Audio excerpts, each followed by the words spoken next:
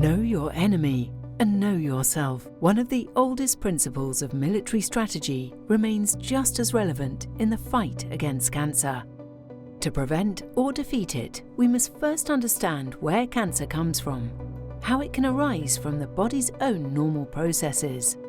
This idea is at the heart of Carolina Guibentif's research, which aims to stop cancer before it even begins.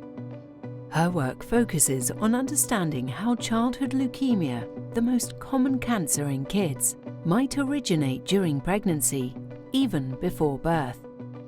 She believes that by unraveling the earliest steps of blood cell development, we might uncover what goes wrong and discover ways to prevent or treat leukemia early.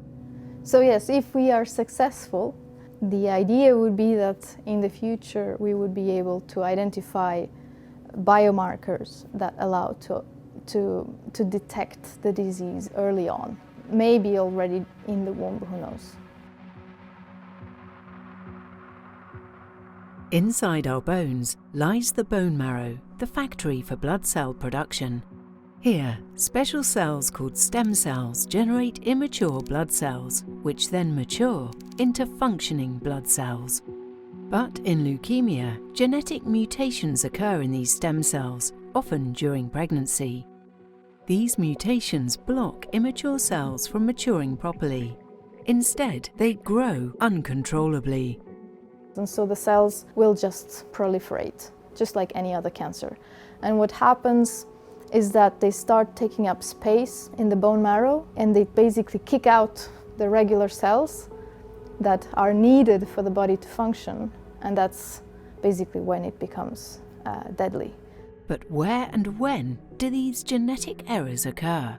That's also where basically my research meets the leukemia field, because I'm interested in development, and particularly in the development of the blood system in the embryo. And so it's basically throughout the years and going to conferences, I found about this link and this importance of actually studying how blood develops in the embryo to learn about how these cells can become leukemia. Studying blood development in the womb is challenging. To overcome this, Carolina Guibentif has developed techniques to replicate the process in cell cultures. Using human pluripotent stem cells capable of transforming into almost any type of cell, she mimics the embryonic development of the blood system. The stem cells are grown as aggregates in small wells, where they are programmed to become blood cells. So at day one, they've been clumped together for 24 hours roughly, so they aggregate and they form this, we already call them embryoid bodies at this point, and we'll have 96 of those. And then at day 6, we'll let them grow, so you can see after a week they've become a bit bigger, and they start having this very defined edge. And inside there's actually some structure that start forming. There's some networks of endothelial cells similar to blood vessels. And then if you give them another week, these embryoid bodies start producing actual blood cells. So here we have an embryoid body that has produced quite a good amount of white blood cells. However, the blood system is incredibly complex. It forms in multiple waves across different locations and time points in the embryo, making it hard to fully replicate. To address this complexity, Carolina Guibentif and her team combine human cell models with live mouse studies and advanced tools like single-cell analysis. This technique examines gene activity in individual cells, capturing the expression of all genes at once.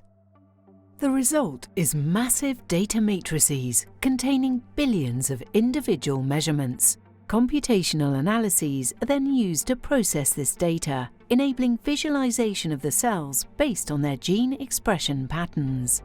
This makes it possible to identify distinct stages of cell maturation.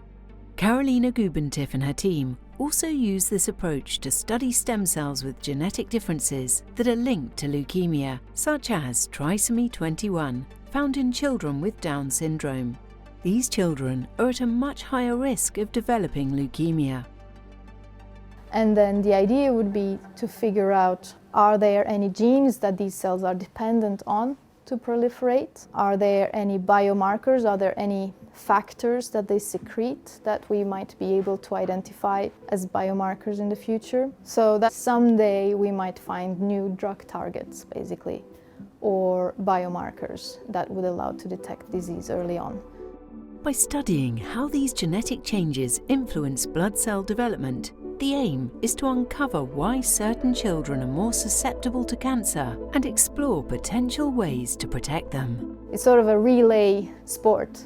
Not a single person will be able to find all the way from the gene, the molecule, the cell in the embryo, all the way to the drug that will cure the patient. So, I mean, of course, my biggest wish in the future is that what we're doing is contributing to a better life for everybody. So, you know, cure for cancer, maybe identifying ways to avoid developmental disorders, but every step in the way is a move forward.